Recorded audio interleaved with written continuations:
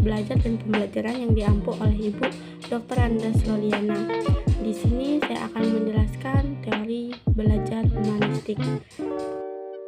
Teori humanistik atau sering juga disebut teori belajar humanistik adalah satu dari beberapa teori belajar yang sering digunakan oleh guru maupun tenaga pengajar lainnya.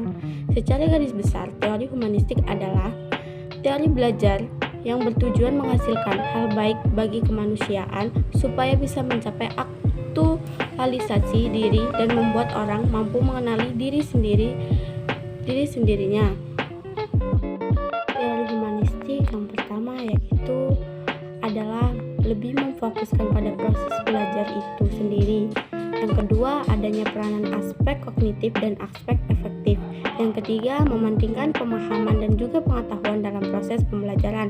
Yang ketiga, mementingkan sikap dan perilaku diri ketika di dalam kelas dan menjalankan proses pembelajaran. Yang keempat, tidak seorang pun mampu mengatur atau mendiktek proses belajar yang benar pada setiap individu.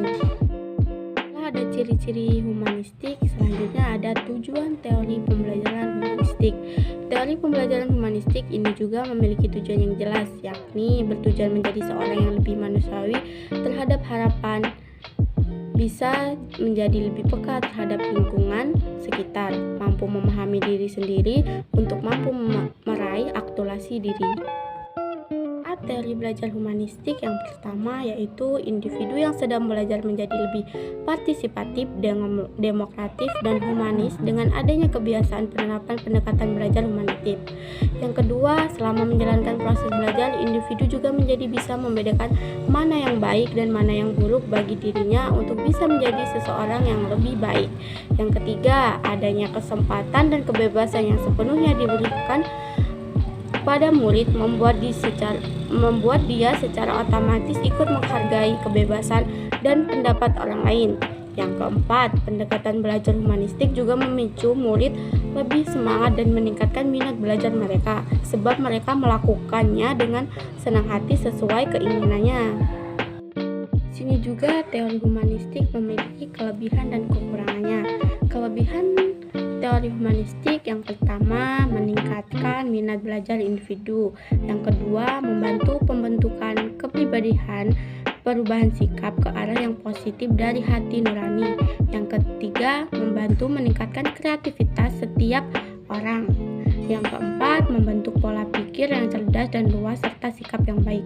Adapun kelebihannya dari teori humanistik yaitu teori humanistik ini dapat memunculkan perilaku individualis.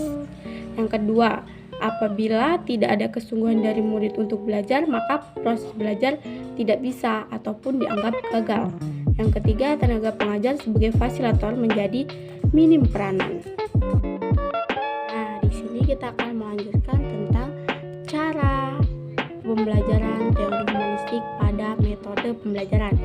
Di sini juga mempunyai langkah-langkah. Langkah pertama yang disiapkan adalah menentukan tujuan pembelajaran.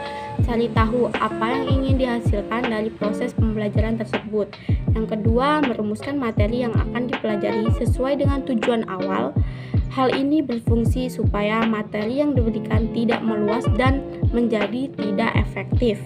Yang ketiga, hal yang penting selanjutnya ialah melakukan identifikasi sejauh mana kemampuan murid, amati individu supaya mampu memperkirakan kemampuan analisis, daya serap, dan perlakuannya.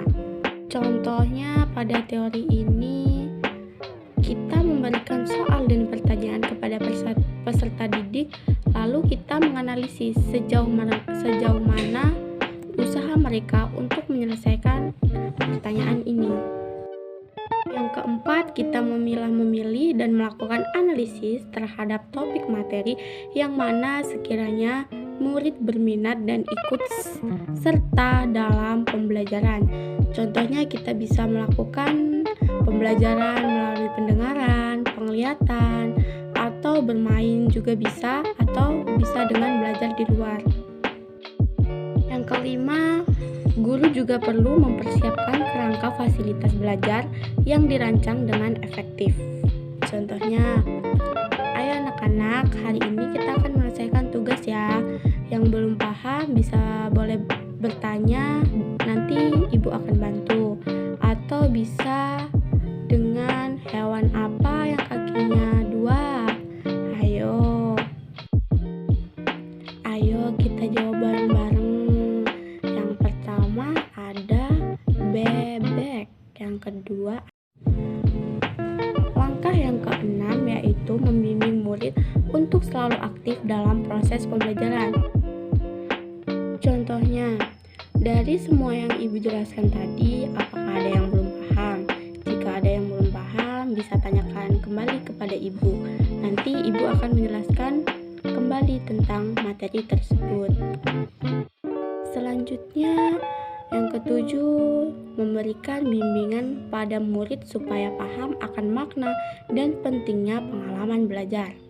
Contoh, anak-anak, kita harus belajar terus ya, jangan bermalas-malas, karena belajar itu pentingnya buat masa depan, bukan masa sekarang. Nanti kalau kita terus belajar, nanti kita akan tahu tentang lingkungan. Yang kedelapan, mendorong murid untuk sering melakukan penerapan yang serupa bahkan di luar proses pembelajaran. Contohnya, anak-anak, kita harus membuang sampah di kotak sampah ya, jangan membuat sampah di sembarangan, nanti bisa akan menyebabkan pencemaran lingkungan. Yang kesembilan, melakukan evaluasi berkala selama proses pembelajaran. Contohnya, setelah kita menjelaskan materi, kita akan memberikan soal atau pertanyaan agar peserta didik dapat berpikir kritis untuk menyelesaikan masalah dan dapat mengingat kembali materi yang sudah dijelaskan. Terima kasih. Wassalamualaikum warahmatullahi wabarakatuh.